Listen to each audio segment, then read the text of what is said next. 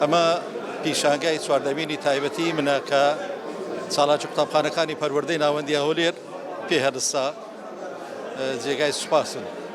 ئەو پیشانگایە تەمەنەوە بەردەوام بوونە لە بەردەوام بوونە بۆ پیشانگەکانی تر و ئەوانی تر کە لە طەبیعەت و لە سروشت گزارش دەکاتن.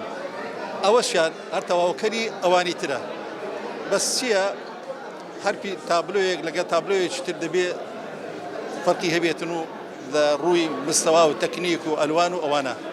یعنی ئێستا و پیشانگایان دەبێت لەگە پیشانگەکەی تریان ئەگە مقارنەی پێ بکەی ئەگەر گۆڕانکاری لە ناودا نەبیتن لە ڕووی مستەوای ئەوەی هونەری و ئەوانەوە بەردەوام نابم.